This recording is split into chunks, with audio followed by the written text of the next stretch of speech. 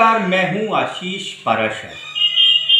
पेट पे रोटी नहीं, लेकिन इतनी उम्मीद है कि कल मिलेगी और जिंदा रहेंगे।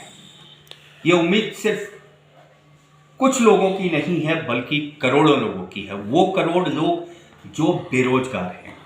एक सर्वे के अनुसार अगर बात करें तो राजस्थान में बेरोजगारी का एक प्रतिशत सबसे ज़्यादा है। हर दूसरे ग्रेजुएट बेरोजगार राजस्थान में बैठा है। पूरे देश की अगर बात करें तो पूरे देश में हिमाचल, बिहार, झारखंड, हरियाणा से भी ज़्यादा हालत गंभीर है राजस्थान की। और यहाँ पर बेरोजगारी का स्तर बहुत ज़्यादा हावी है। और इस बेरोजगारी के स्तर ने कई चीज़ों को जन्म दिया है। कई चीज़ें यानी नकल का एक बड़ा कारोबार, बड़ी परीक्षा यानी जिसमें 16 लाख स्टूडेंट्स बैठते हैं, वो परीक्षा, रीट की परीक्षा, उसमें भी नकल, और उसके बाद पेपर आउट, यानी एक बहुत बड़ा मामला। और इस पूरे बड़े मामला, मतलब केवल ये मामला इतना रीट का नहीं है, ये पूरा मामला है प्रदेश में फैली, बल्कि देश में फैली बेरोजगारी का। और इस बेरोजगारी पर आज हमसे बात करने के लिए जुड़े हुए हैं भरत बेनीवाल, जो राष्ट्रीय बेरोजगार संघ के संरक्षक हैं। भरत जी, आपका स्वागत है बहुत बहुत। जी नमस्कार राजेश जी, कैसे हैं आप?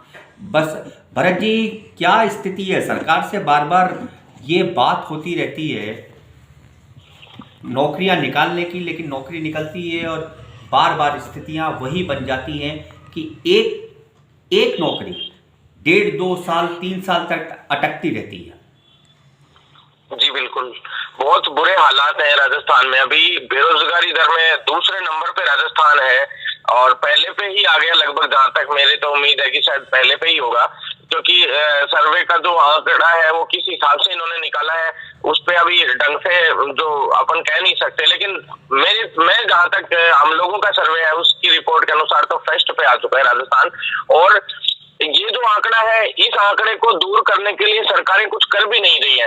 3 साल में जब कोविड जैसे इस महाकाल के अंदर जब लगातार मानसिक रूप से प्रताड़ित थे युवा, बहुत परेशान थे, ऐसे में सरकार को अच्छे कदम उठाने चाहिए थे, लेकिन सरकार ने उस कदम को उठाने की बजाय और बड़ी मानसिक प्रताड़ना युवाओं को दी कि 3 साल में मुश्किल से तो ये 2018 के लगभग की निकली हुई भर्तियां थी, जैसे रेट की, पटवारी की, ज्यादातर 2018 के समय की भर्तियां हैं। और इन सभी भर्तियों के अंदर, हर भर्ती के अंदर फर्जीवाड़ा होना, जैसे जयन भर्ती में, एसआई में, सभी में फर्जीवाड़ा होना। भरत, आप बिल्कुल सही बात कह रहे हो।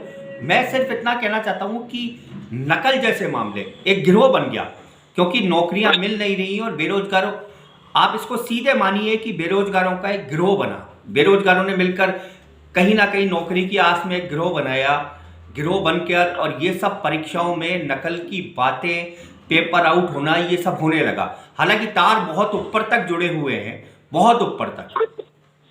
बिल्कुल आशीष जी, बहुत ऊपर तक तार जुड़े हुए हैं और बिना किसी बड़े मगरमच्छ के इस तरह से छोटी मछलियां काम कर नहीं सकती है। बड़े व्यक्ति की शय होगी तभी इतनी बड़ी लेवल के फर्जीवाड़ों में हाथ डाल सकता है कोई भी व्यक्ति। लेकिन हालात ये है कि परेशान जो किसानों का, मध्यम वर्गीय परिवार का, जो लोन के बच्चे पढ़ाई करते हैं, कोचिंग करते हैं, ऐसे जो युवा साथी है जो जयपुर रहते हैं, अलग अलग बड़ी सिटीज में रहते हैं, तैयारी करते हैं, वो इतनी मुश्किल से कि 6 महीने का कैसे जैसे खर्चा एडजस्ट करके वो लोग आते हैं, उनके दिल की किसी को कोई परवाह नहीं, उनके मन पे क्या बीतेगी इसकी कोई परवाह नहीं सरकारों को। फिर ऊपर से सरकार को सरकारी नौकरियों के अलावा भी दूसरे सिस्टम पे भी ध्यान देना चाहिए, क्योंकि बेरोजगारी केवल सरकारी सिस्टम से ही नहीं, ऐसे हालात भी पैदा करने होंगे कि उनको आत्मनिर्भर भी बनाया जा सके सभी युवाओं को। बिल्कुल भरत, आप सही बात कह रहे हो। लेकिन भरत, यहाँ पर एक बार टोकूंगा, आप बिल्कुल सही बात कह रहे हो और मैं भी मानता हूं कि पूरे प्रदेश के जो बच्चे हैं जो रोजगार की तलाश में हैं, वो जयपुर आते हैं, कोचिंग करते हैं, पैसा खर्च करते हैं और उम्मीद करते हैं कि एक नौकरी, एक अदद नौकरी उनको मिल जाए, लेकिन नहीं मिलती है ना। दूसरी बात, प्राइवेट सेक्टर भी अभी, क्योंकि कोरोना की मार के कारण प्राइवेट सेक्टर भी मरे हुए हैं। ऐसे में सरकार को, आपको नहीं लगता, सरकार को कभी आप लोगों ने सुझाव दिए कि सरकार को जो बची हुई वैकेंसियां हैं, जो बहुत सारे पद खाली हैं, उनकी वैकेंसियां तुरंत निकालनी चाहिए? जी बिल्कुल। ऐसे में राहत तो बेरोजगारों को तभी मिलेगी क्योंकि सबसे बड़ी दिक्कत सरकार ने स्वयं इस जो ग्रेजुएट बेरोजगार है इनको स्वयं पैदा किया है। एक तरीके से आप देखिए प्रशिक्षणार्थी है, आप देखिए बीएड कॉलेजेस है, बीएड कॉलेजेस इतनी सारी खोल दी सरकार ने कि हर कोई युवा यूं चाहता है कि मैं टीचिंग की तरफ जाऊं, लाइन की तरफ जाऊं।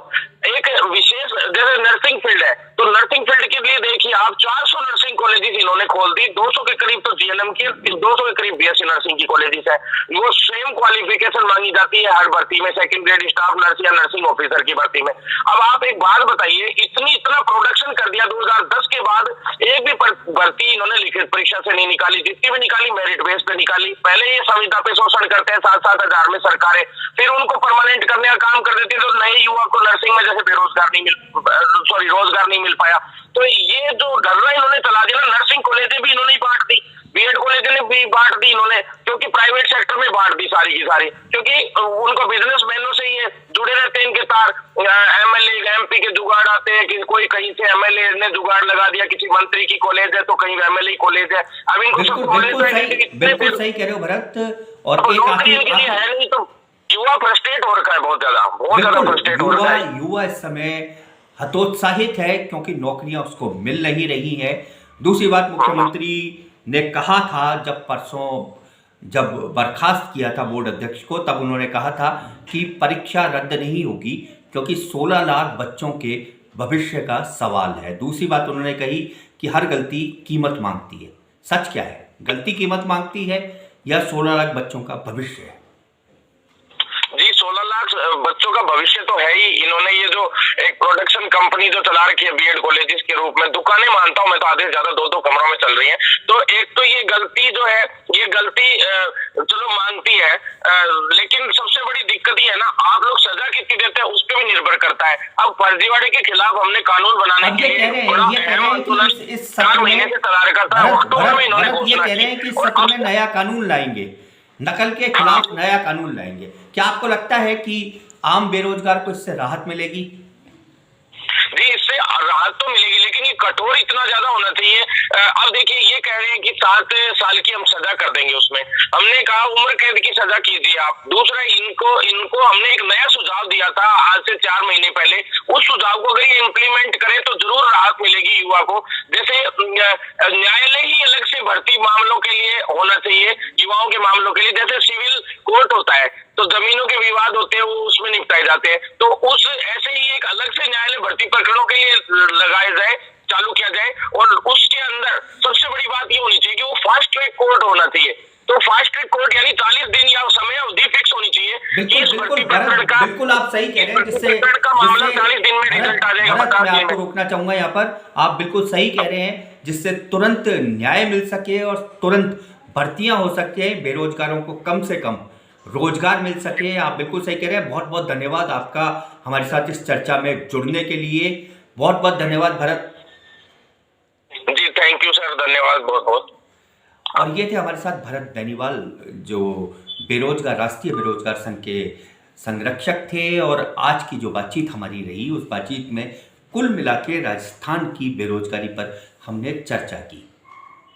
प्लीज़ लाइक और सब्सक्राइब कीजिए इस चैनल को अगर आपको रोज इसी तरह के मुद्दे देखने हैं तो। नमस्कार, आशीष पाराशर।